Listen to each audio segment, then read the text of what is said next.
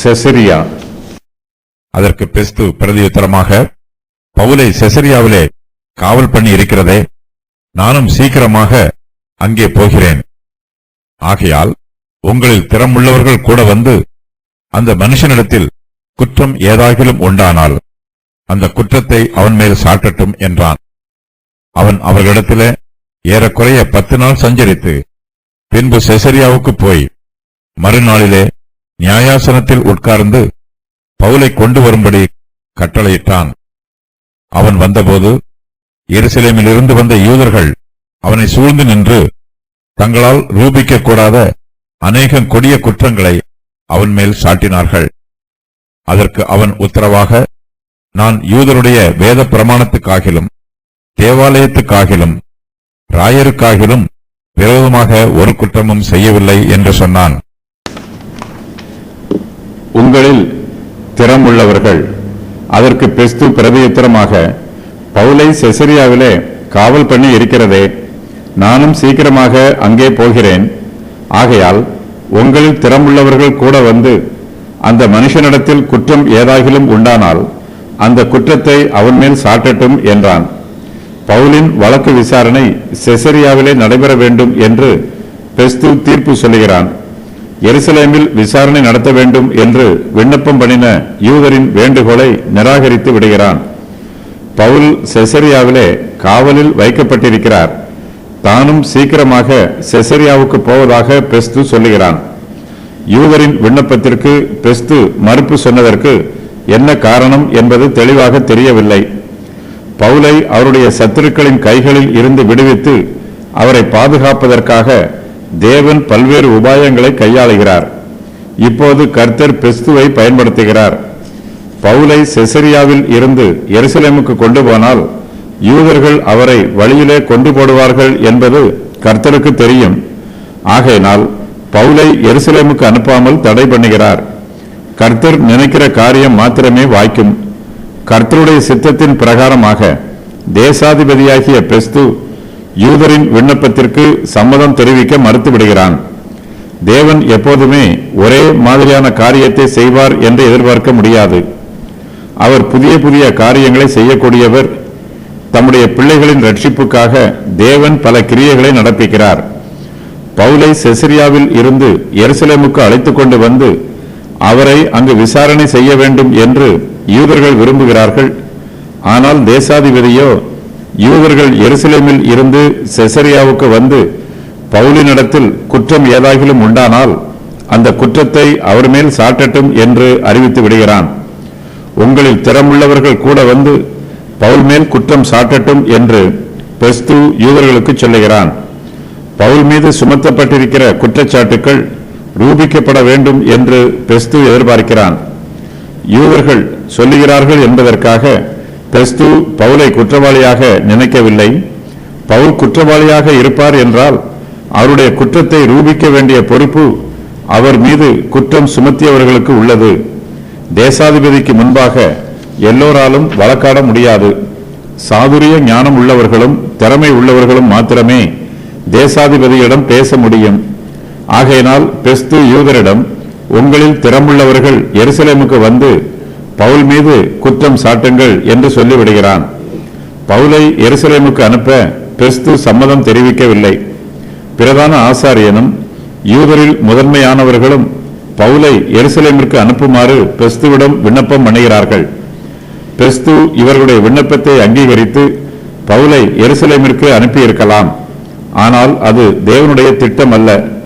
பவுல் எருசலேமுக்கு போனால் யூதர்கள் வழியிலேயே அவரை கொண்டு போடுவார்கள்.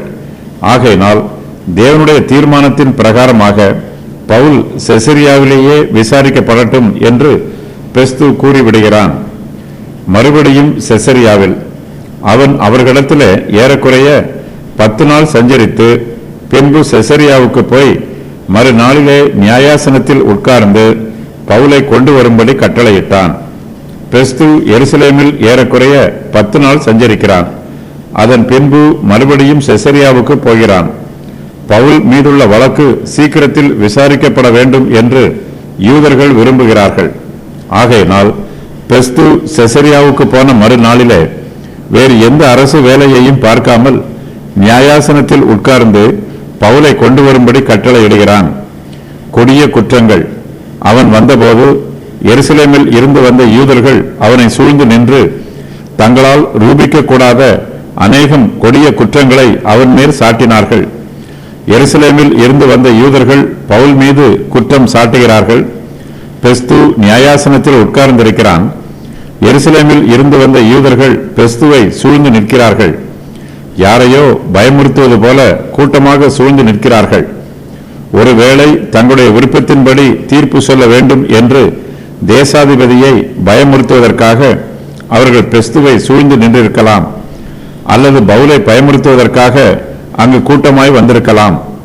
அவர்களுடைய முயற்சிகள் ஒன்றும் பலனளிக்கவில்லை. எல்லாம் வீணாயிற்று. பெஸ்து இவர்களுடைய உரத்த சத்தத்திற்கும் கூட்டத்திற்கும் பயப்படுகிறவன் அல்ல. விசாரணையை நீதியாக நடத்த வேண்டும் என்று பெஸ்து தீர்மானிக்கிறான். எருசலேமில் இருந்து வந்த யூதர்கள் பெஸ்துவை சூழ்ந்து நின்று தங்களால் ரூபிக்க கூடாத அநேக கொடிய குற்றங்களை பவுலின் மேல் சாட்டுகிறார்கள். தேசத்திலே பவுல் ஒரு கொள்ளை நோயாக இருக்கிறான் என்றும் யூதர்கள் மத்தியிலேயே கலகம் எழுப்புகிறவன் என்றும் அவன் மீது குற்றம் சொல்லுகிறார்கள். இந்த குற்றங்கள் தவிர இன்னும் அநேக மோசமான குற்றச்சாட்டுக்களை அவர் மேல் சாட்டுகிறார்கள்.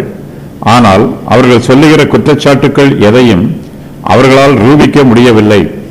அவர்கள் பவுலுக்கு விரோதமாக என்னென்ன குற்றச்சாட்டுக்களை கூறுகிறார்களோ அந்த குற்றச்சாட்டுக்கள் எதிலும் உண்மை இல்லை. எல்லாம் பொய்யாகவே இருக்கிறது. யூதர்கள் நியாயாசனத்திற்கு முன்பாக நின்றாலும் பொய் சொல்லுவதற்கு தயங்கவில்லை.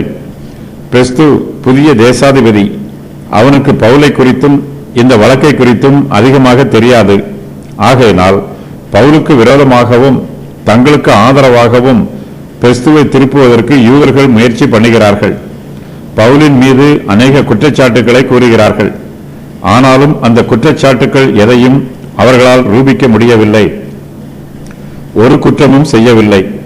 அதற்கு அவன் உத்தரவாக, நான் யூதருடைய வேத பிரமாணத்துக்காகிலும் தேவாலயத்துக்காகிலும் ராயருக்காகிலும் விரோதமாக ஒரு குற்றமும் செய்யவில்லை என்று சொன்னான். யூதர்கள் தன்மேல் குற்றம் சாட்டின பின்பு பவுல் தான் ஒரு நிரபராதி என்றும் தன் மீது கூறப்படுகிற ஒரு குற்றமும் தான் செய்யவில்லை என்றும் உத்தரவு சொல்லுகிறார். யூதருடைய வேத பிரமாணத்திற்கு விரோதமாகவோ தேவாலயத்திற்கு விரோதமாகவோ ராயனுக்கு விரோதமாகவோ தான் ஒரு குற்றமும் செய்யவில்லை என்று பவுல் உத்தரவு சொல்லுகிறார். பவுல் ஒருபோதும் யூதருடைய சட்டதிட்டங்களை மீறவில்லை. அவர்களுடைய சட்டங்களை பவுல் உறுதி பண்ணுகிறார். இயேசு கிறிஸ்துவின் உபதேசம் நியாய பிரமாணத்திற்கு ஒரு முடிவாய் இருக்கிறது. கிறிஸ்துவின் சுவிசேஷம் நியாய பிரமாணத்திற்கு விரோதமானது அல்ல. பவுல் ஒருபோதும் தேவாலயத்தை தீட்டுப்படுத்தியதுமில்லை. ராயனுக்கு விரோதமாகவோ அல்லது ரோம பேரரசுக்கு விரோதமாகவோ பவுல் ஒருபோதும் கலகம் செய்ததும் இல்லை. ஆனால் யூதர்களோ பவுல் மீது அநேக கொடிய குற்றங்களை சுமத்துகிறார்கள். அந்த குற்றங்களில் ஒன்றையும் அவர்களால் ரூபிக்க முடியவில்லை. பவுலும் அந்த குற்றங்கள் எதையும் தான் செய்யவில்லை என்று உத்தரவு சொல்லுகிறார். பவுல் தனக்காக பேசும்போது நீதிக்காகவும் நியாயத்திற்காகவும் பேசுகிறார். தன் மீது குற்றச்சாட்டு கூறப்படும் போது தான் குற்றமற்றவன் என்பதை நிரூபிக்க வேண்டியதும் பவுலின் கடமையாய் இருக்கிறது. ஆகையினால் அமைதியாயிராமல் தன் மீது கூறப்படுகிற குற்றச்சாட்டுக்கள் அனைத்தையும் நியாயமாய் மறுக்கிறார். தன் மீது சுமத்தப்பட்ட ஒவ்வொரு குற்றச்சாட்டிற்கும் பவுல் பதில் கூறுகிறார். பவுல் மீது 3 விதமான குற்றச்சாட்டுக்களை யூதர்கள் சுமத்துகிறார்கள். அவையாவன: பவுல் யூதருடைய வேத பிரமாணத்திற்கு விரோதமாக குற்றம் செய்தான், தேவாலயத்திற்கு விரோதமாக குற்றம் செய்தான், ராயருக்கு விரோதமாக குற்றம் செய்தான். தன் மீது சுமத்தப்பட்ட இந்த 3 குற்றச்சாட்டுக்களையும் பவுல் மறுத்து பேசுகிறார்.